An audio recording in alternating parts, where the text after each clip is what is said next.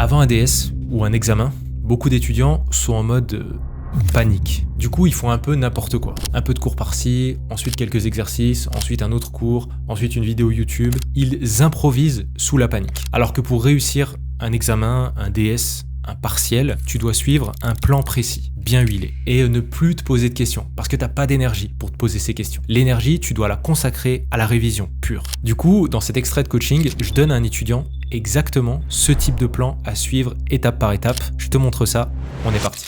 J'ai un DS de maths samedi, je suis un peu perdu, je sais pas si je dois commencer par le cours ou les exercices. Comme je sais pas par où commencer, ce n'est pas concret pour moi, j'ai du mal à me mettre au travail. Alors, ceux qui ont suivi la méthode SKS, qu'est-ce que vous répondriez à Ryan sur la première partie de sa question? Ryan, il a un DS de maths, ok? Donc vous avez un DS de maths. Vous savez pas si vous devez commencer par le cours ou par les exercices. Qu'est-ce que vous feriez? Comme ça, je teste un peu vos connaissances. En même temps, les automatismes vont rentrer comme ça, pour tout le monde. Ouais, je t'écoute, Sidali. Salam alaikum. Du coup, pour répondre à Ryan, du coup, j'ai des samedi aussi. Et en maths, concernant la méthode SKS, je pense que du coup, j'aurais pris le cours. Si c'est des cours que j'ai pas compris, du coup, je vais d'abord les comprendre. De base, tu vois, tu nous conseilles d'essayer de comprendre au maximum en classe.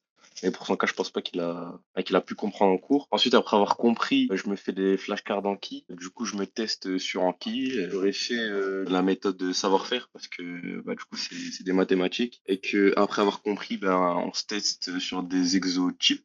Du coup, j'aurais utilisé le prompt avec l'intelligence artificielle. Je me serais chronométré et j'aurais enchaîné quelques exos jusqu'à passer le DS. Excellent. J'aurais répondu quasiment la même chose.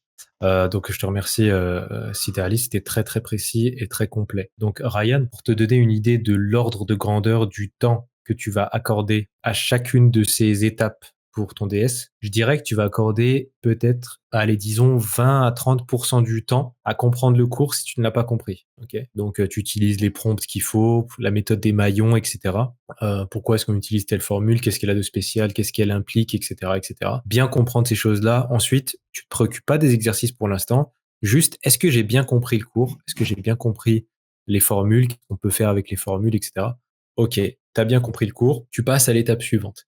Est-ce que dans ce cours-là, il y a des choses que tu dois connaître par cœur? Est-ce que tu dois apprendre par cœur certaines formules? Est-ce que tu dois apprendre par cœur certains points importants, etc. Si oui, ces choses-là, directement dans Anki. Je me fais mes flashcards sur ces points-là et j'apprends mes flashcards. Ça va te prendre, je dirais, allez, 10 à 20% de ton temps. 10%, disons. Donc là, on est déjà à 40% du temps. Et les 60% restants, tu fais que des exercices types. Donc, l'immense majorité du temps que tu vas accorder pour ce DS-là, ce type de DS, c'est sur faire des exercices. Parce qu'un DS de maths, en général, il va y avoir 3 à 5 points qui vont être sur potentiellement des questions sur le cours et sur la formule, etc. Et 15 points 15 à 17 points, ça va être des exercices. Donc nous, on adapte le temps qu'on accorde à ces choses-là. Samedi, ouais, si on découpe par exemple entre aujourd'hui et ce samedi, on va dire que par exemple, disons demain, tu passes tout le temps sur la compréhension, bien comprendre le cours. Après-demain, on va dire que tu vas accorder la moitié de ton temps à faire des cartes Anki, à les mémoriser, parce que normalement, il ne devrait pas y en avoir beaucoup, donc ça ne devrait pas te prendre beaucoup de temps du tout de les faire, ni de les apprendre. Et l'autre moitié du mardi, tu passes aux exercices, aux premiers exercices, des exercices faciles, etc.